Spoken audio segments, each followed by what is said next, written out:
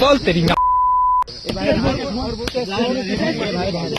अभी आपने हाल ही में देखा कि सुल्तानपुर जिले में 2 युवकों को 6-7 युवकों के द्वारा पीटा गया और इसमें बताया जा रहा है कि उनके साथ गाली गलौज की गई, भद्दी भद्दी गालियां दी गई, लगातार जय श्री राम के नारे लगवाते गए और लगाने को कहा गया।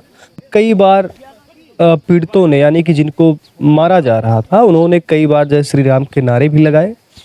फिर इसके बावजूद भी लगातार बताया जा रहा है कि 2 से ढाई मिनट की वीडियो है और पूरी वीडियो में लगातार उनको पिटाई की जाती है, कभी हाथों से, कभी पैरों से, कभी उनको झाड़ियों में फेंक दिया जाता था। और बताया जा रहा है कि उनकी गाड़ी में एक ड्रिल मशीन था और उनके पास 25,000 रुपये थे। ये सारी चीज़ें जो है छीन ली गई है और उनसे लूट लिया गया है, ऐसा कुछ बताया जा रहा है सोशल मीडिया पर, खासकर न्यूज़ में।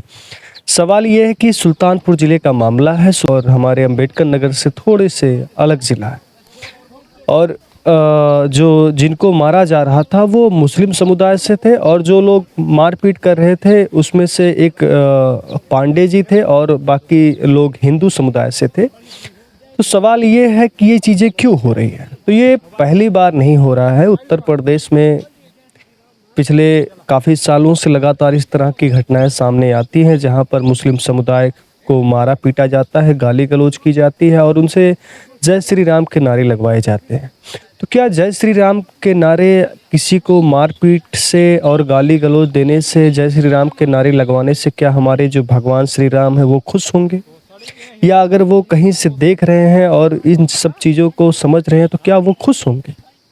या फिर जो हमारी पॉलिटिक्स है इस टाइम पर, अभी देखिए आप हाल ही में उत्तर प्रदेश के चुनाव हैं। अब इसमें कहीं न कहीं आपको देखने को मिलेगा कि हिंदू मुस्लिम समुदाय में इस तरह की घटनाएं लगातार बढ़ती हुई आपको दिखाई देंगी और कहीं न कहीं जो है मंदिर मस्जिद की भी बातें होंगी, तो तमाम तरह की चीज़ें होती रहेंगी। सवाल ये है कि इन सब चीज़ों पर इतना बढ़ावा क्यों मिल रहा है?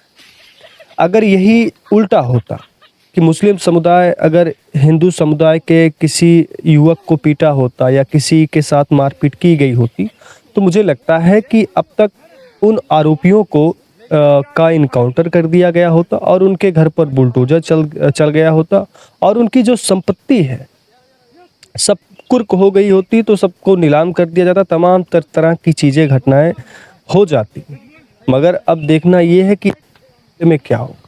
तो जहाँ तक मुझे लगता है कि ऐसे मामले में कुछ दिनों तक आरोपियों की दबिश दी जाएगी और इसके बाद पुलिस गिरफ्तार करेगी, फिर तो उनको जेल भेजा जाएगा और कुछ ही दिनों के बाद जो है वो वहाँ से ज़मानत पर छूट जाएंगे। एक बड़ी कार्रवाई होनी चाहिए क्योंकि हमारे देश में संविधान है और संविधान सभी समुदाय को, चाहे वो हिंदू हो, मुस्लिम हो, सिख हो, ईसाई हो, किसी भी समुदाय से ताल्लुक़ रखते हो, उनको इंसाफ मिलता है, ये हमारा संविधान कहता है।